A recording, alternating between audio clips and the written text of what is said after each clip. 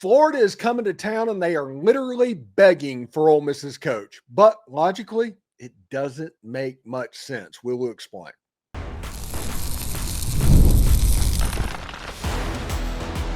You are Locked On Ole Miss, your daily podcast on the Ole Miss Rebels. Part of the Locked On Podcast Network, your team every day. Welcome to the Locked On Ole Miss podcast, the most watched Ole Miss podcast out there. I'm your host, Stephen Willis, a 10-year veteran member of the national media with Yahoo Sports and a former staff member of Ole Miss. We are part of the Locked On Podcast Network, and now it is the number one sports podcast network in America. Thank you for that. On today's show, we look at some leans and locks around Week 12 games in the Southeastern Conference from our friends at FanDuel. Next, we'll take a mid-November gander at the AP and coaches poll to try and get an idea of where Ole Miss is going to land on Tuesday night after handling business against the Citadel. But first, we will look at the Florida Gators fans, and honestly, the Florida Gators fans, they're just begging for Lane Kiffin at this point, even though they know that their sales pitch isn't nearly what Ole Miss's is. They know that. They are counting on, though, a whimsical version of Lane Kiffin and not the rational Lane Kiffin. So we'll see exactly who wins out there. All of this and more on today's Locked On Ole Miss podcast. Remember, we're free and available on all the podcast apps and on YouTube. Say a special hello to the insiders and everydayers on this channel who makes the show what it is, your team every day. Today's episode is brought to you by FanDuel. Right now, new customers can bet just $5, and if that bet wins, you'll win $300 in bonus bets to use across the app. Download that app today. So the noise this week and the circus this week is going to be absolutely outrageous. And they keep talking back and forth and doing their sales pitch. And what has come increasingly clear over the last 2 weeks of this, quote, search is that Ole Miss has the upper hand in this negotiation, the stronger position in this negotiation. When you look at the Florida history, what's gone on there, what is currently happening at Ole Miss, and I'm not just talking about this season where Ole Miss is 6th in the college football playoff rankings. I'm talking about the organization as a whole and how streamlined it is. Ole Miss is the better job. Analytically and logically speaking, Ole Miss is a better job than Florida. It is. It wasn't in 2014. It wasn't in 2008. It is in 2025. And what I mean by that is you have an Ole Miss organization from the president, the chancellor on down to Lane Kiffin and the boosters involved. It's completely streamlined and vertically integrated to where whatever they need to get done, they can get done quickly. They have one of the most efficient collectives in the entire country. One that every time the collectives are called in front of Congress, it's Walker Jones in front of there answering the questions for the rest of the country. When you look at Lane Kiffin's salary, even before all of this, he was a top 10 paid head coach in all of college football. After all this, he's probably going to be the highest paid head coach in all of college football. He has the top paid defensive coordinator, the number 2 assistant pay in the entire country in Pete Golding, and the top paid offensive coordinator in the Southeastern Conference as well in Charlie Weiss. That goes, they pay their assistants very well. They have one of the largest analyst pools in the Southeastern Conference, and they can basically go out and get any player that they choose to get. Now, they play efficient. They do play money ball a little bit, but at this point in 2024, they had the second strongest roster in the entirety of college football was put together at Ole Miss. Just because they didn't make the playoffs doesn't take that away. Logically, it makes no sense whatsoever for Lane to leave. And if the rumors are true, everything that Lane has wanted has been put in the contract extension that's sitting on his desk. And Florida fans are going to say, well, why hasn't he signed it? And that I will retort on that. because he doesn't do that during the season. He doesn't do the Kurt Signetti thing. After the last game, he signs the contract or doesn't sign the contract and moves on to the next job. All of that's going to happen at the end of the year. That's normal. That's standard operating procedure. And the man is happy in Oxford, Mississippi. I don't think people realize the personal life side of this as well. So I expect right now that Lane Kiffin will stay at Ole Miss. The only reason I'm not saying that Lane Kiffin will stay at Ole Miss is there is a whimsical aspect to Lane Kiffin that you can't really predict. All of the logical stuff, it is in Ole Miss's favor. A situation to where Ole Miss is number 6 in the country, everything's in place for him to take that next step, get Ole Miss to the playoffs and beyond. But at Florida, they have a hotbed of talent in that state, one of the most populous states in the entire union. A state that even when you are not a very good coach, you are usually able to make a run over the course of the season. Granted, they haven't done that in 15 years or so, but it's available. And they have money. But what they don't have is the ability to be streamlined like Ole Miss. Now, they're going to say they're really going to do it this time, just like they told the last 4 coaches that they were really going to do it, and then they didn't do it. Just like the boosters that promised Jaden Rashada the money, they said that was going to happen. That didn't happen, and now they're in litigation and stuff like that. So there is a cluster at Florida right now of what's going on. But there is the whimsical aspect of this that Florida Gator fans are legitimately counting on right now. Lane Kiffin's ex-wife, Layla, who lives in Oxford right now, the mother of the kids, is from Florida, from Gainesville, went to school there. Lane Kiffin mentioned, according to ESPN, that he has fond memories there, and his affinity for Steve Spurrier is why he got into coaching to begin with. So that's heartstring stuff. That's not logical stuff. That is in no way logical, but with the whimsical nature of Lane Kiffin, that does let you know that this could go squirrely to where logically being the right place to be might not be it. So the Ole Miss fans and the Ole Miss media and all of that are trying to predict this, they're not going to predict 100% because of that whimsical factor. They're just not. It's a fool's errand.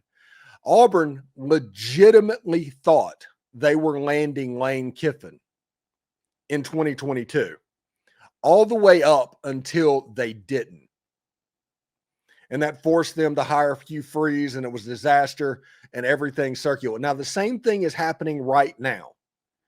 The difference is, logically, Ole Miss is the better job for Lane Kiffin. It's not even close. Even the GOAT, Nick Saban, and anybody that you will ask will tell you how good Lane has it at Ole Miss. From money to everything. He can do whatever he wants at Ole Miss.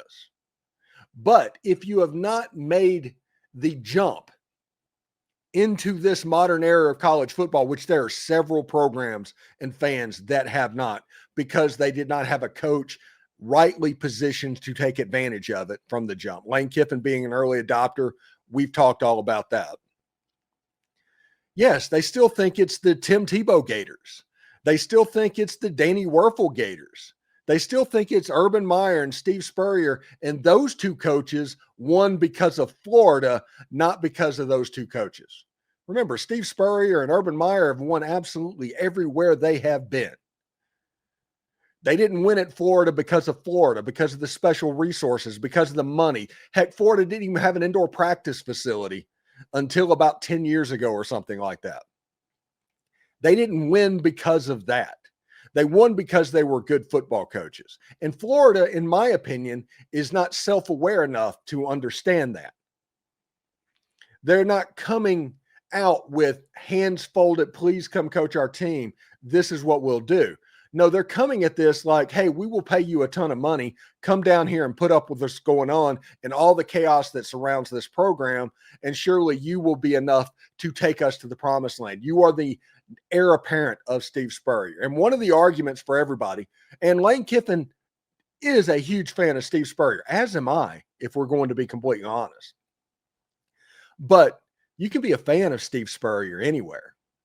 You can recognize the greatness that was Steve Spurrier from any location in the country. What they're saying, hey, come be Steve Spurrier. And I will close off this section with this one last phrase. Lane Kiffin's favorite recruiting pitch is, why don't you go someplace where it's never been done and do it, as opposed to go in there and being a carbon copy of somebody that did. And Florida's recruiting pitch to him is essentially, come here and be Steve Spurrier. And that one is kind of funny to me. But Florida is absolutely begging for the Ole Miss coach. They're getting ready for a playoff run this season. If Ole Miss wins against Florida, they basically all but sealed a playoff berth, when you consider that playoff teams are going to play each other on the edge next week, and you're going to get a couple losses. It's going to completely change everything up. It's going to be big. Ole Miss wins this game. I'm telling you, this is the biggest game in Ole Miss history because of what it means. If Ole Miss goes to 10-1, which they should, they're 13.5-point favorites. They go to 10-1, the Egg Bowl becomes a coronation. And it's going to be hard, but it's all in front of the Ole Miss Rebels, and we'll see exactly how that goes. Anyway, the new AP and coaches polls are out, and one of them has Ole Miss jumping the Oregon Ducks after beating, checks notes, the Citadel. No complaints here, but what should we expect Tuesday night when the college football rankings drop? We will tell you next. And that means it's time to get your home ready. Whether you need more seating for guests, cozy knee linens, a fun serveware for the holiday hosting, Wayfair's Black Friday sale is here to help you make your space shine.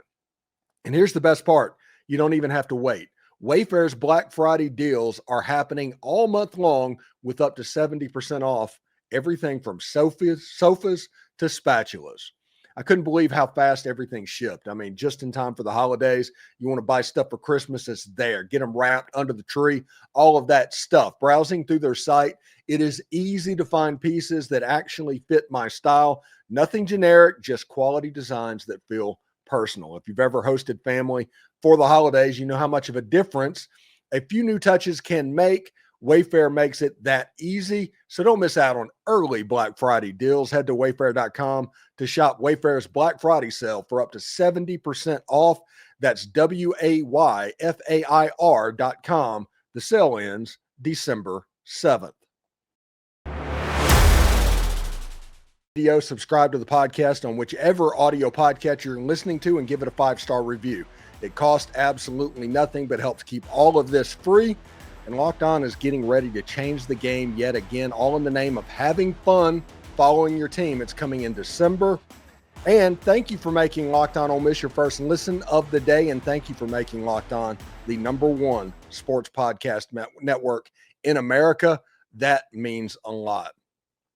You can see behind me Johnny Vaught. And I'm not exactly sure when that was. I think that was in the 40s at some time, maybe the 47 Delta Bowl team, somewhere around there. It was way back when. But Ole Miss, with a win over the Citadel, accomplished something that has not been done at Ole Miss since 1962, ensuring a 9-1 start. That is the best start to a season since the 1962 team went 10-0.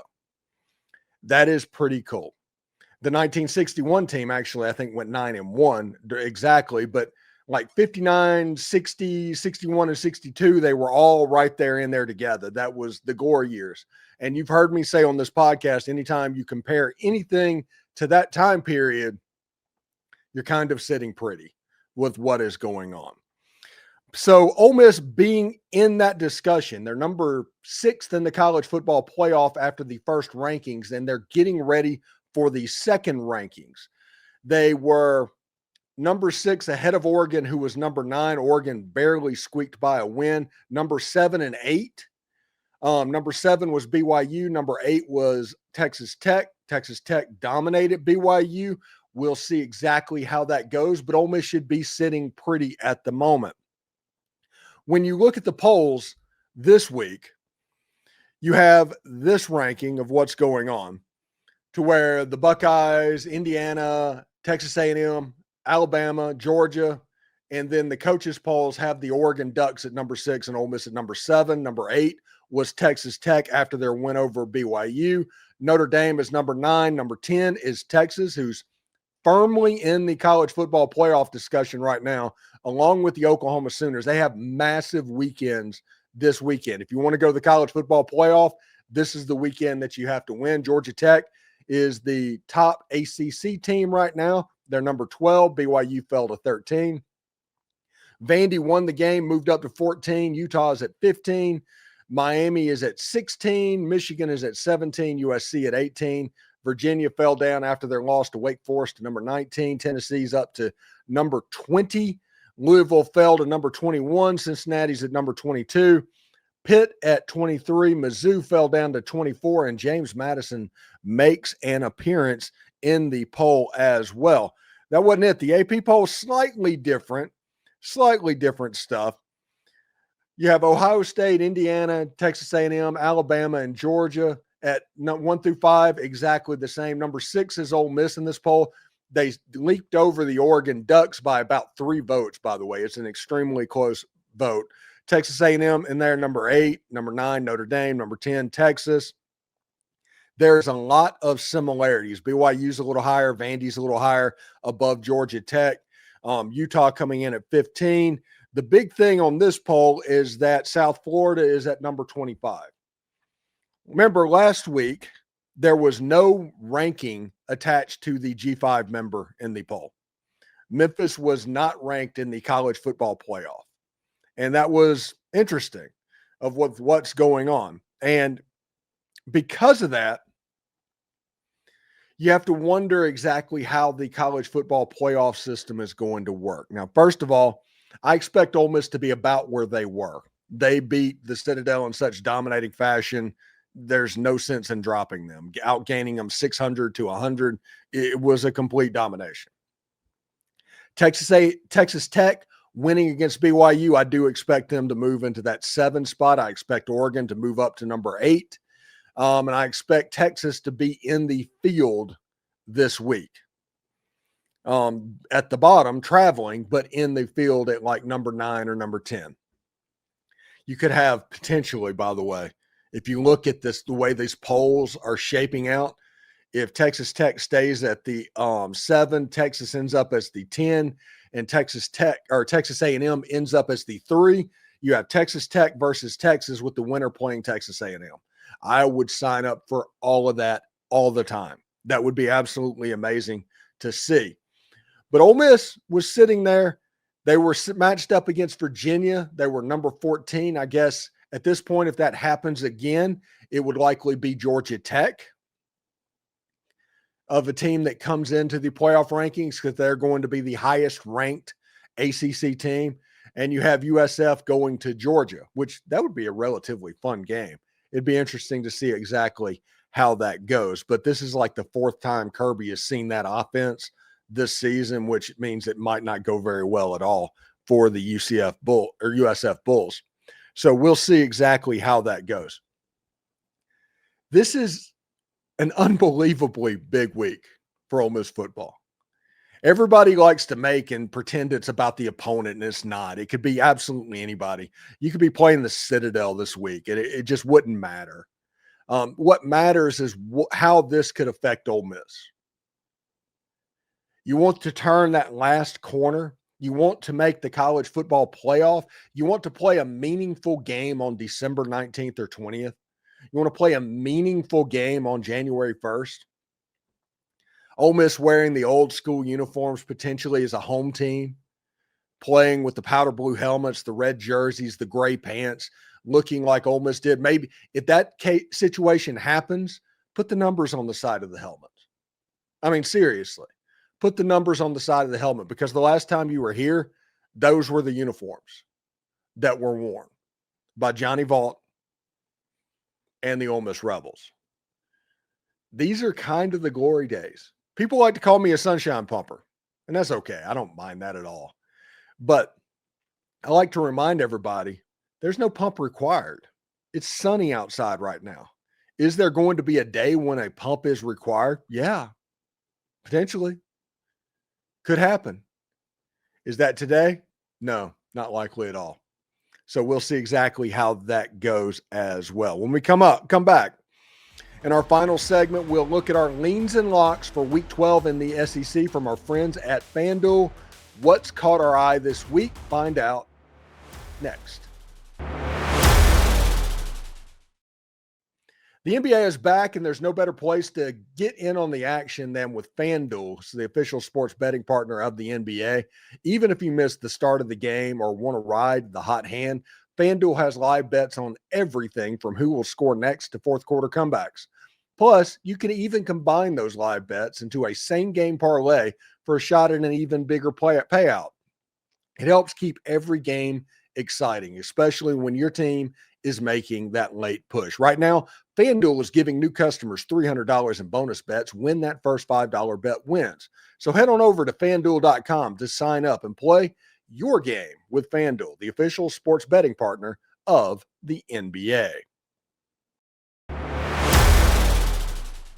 You know, November 15th appears to be a pretty fun day in SEC football, not even counting the Ole Miss Florida game, which has a chance to be absolutely fun. Florida got beat by Kentucky last weekend on Saturday, 38-7. The last time that the Kentucky Wildcats beat an SEC opponent by more than 30 points was last century. It was in the 1900s, way back when. Nobody in high school right now was alive to see it at that point. Nobody in college right now potentially was alive to see it. But Kentucky was able to put away the Florida Gators on a team that looked like the energy just wasn't quite there. There wasn't any gas in the tank. The DJ Lagway situation where he got benched, that was probably the last time you will see DJ Lagway suiting up for the Florida Gators. Lane Kiffin retweeting that after he got sat down is interesting and it's going to be fun. But if you look at this Ole Miss Florida game, Ole Miss is favored by 13.5 points. The over-under on that game is 52.5.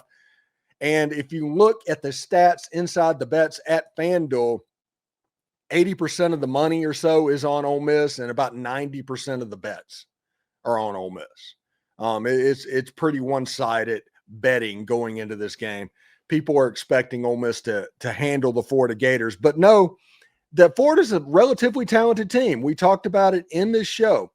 They have the ability to make you hurt, and we're going to talk about it as the week goes on. Jaden Ball is a really good running back. He is really good. You should be pre-portaling the crap out of him potentially. But if you stop Jaden Ball, there's not really a lot of ways that the Florida offense can hurt you, especially if they're as injured as they were last week for the Florida Gators. So we'll see what's going on. The other games around the SEC, South Carolina is at Texas A&M. Texas A&M is a 17.5-point favorite. The game is at 11 o'clock on ESPN, and honestly, that line feels about right. South Carolina has trouble stopping the run. Texas A&M has really good running backs and a really good offensive line. Could be a long day for the Gamecocks, and whenever you have a quarterback like Lenore Sellers going against that Mike Elko defense, I don't feel really great for the Gamecocks right now. Arkansas is at LSU. LSU's favored by 5.5 points. Another starting quarterback that was a Heisman candidate at the beginning of the season, Garrett Nussmeier, got benched against Alabama. Who will start? I do not know. But Michael Van Buren had some sparks, especially using the running game type stuff. So LSU's a 5.5-point favorite. It's at 11:45 on the SEC network. LSU got a day game. I hope there's no empty seats in that stadium for your sake, LSU fans. Just serious about that. Tennessee Tech is at Kentucky. That's a no-line game. Listen, if Kentucky wins that game like they're expected to, Kentucky will be 5-5, meaning that all you have to do is beat Vanderbilt or Louisville, and you're going bowling. That is pretty good for a Kentucky team that everybody decided to make fun of 3 weeks ago. Back-to-back SEC wins. It completely changes everything. Good for Mark Stoops and the Kentucky Wildcats. Oklahoma is at Alabama. It's the 2:30 game on ABC. Listen, this is a game that if Alabama loses it, the Auburn game gets really weird. If Alabama wins the game, Oklahoma's eliminated from the playoffs. So you want a playoff potential elimination game? This is the first one in the SEC. Alabama's favored by 6.5 points. It is on ABC. And Oklahoma's defense, they can get after Ty Simpson. They can. They are really good at doing that. And if whether or not Ryan Grubb can handle what is coming is going to determine if Alabama can win that game. John Mateer's kind of shaping back into form. They got the big win over Tennessee. They probably got some feel goods as well. Should be a fun game to watch as well. New Mexico State's at Tennessee. Tennessee's favored by 38 points. It's on the SEC network at 3:15 Central Time. Kind of the hideaway game. Tennessee has a chance to get right after that Oklahoma game. I expect them to completely get right. The Florida Ole Miss game's at 6 o'clock on ESPN. It's a night game in Vaught-Hemingway Stadium. It's going to be a raucous environment. It's going to be potentially the best environment that stadium has ever seen. Again, not because of the Florida Gators. I know we need to not spell that out for everybody, but apparently we do with certain segments of the Florida fans. It's because of what Ole Miss can do. And that is why the importance is on that game.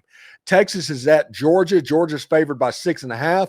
It's at 6:30 at night on the ABC. Ole Miss fans, root for Texas against Georgia, against Texas A&M. That is your path to Atlanta should you want to go there. If you just want a home game, just win your games. But Georgia's favored by 6.5 points. And Mississippi State's at Missouri. Missouri's favored by 5.5 points. It is at 6:45 Central Time on the SEC network. That's the Cole Kubelik, Jordan Rogers, those guys calling the game on SEC Saturday night.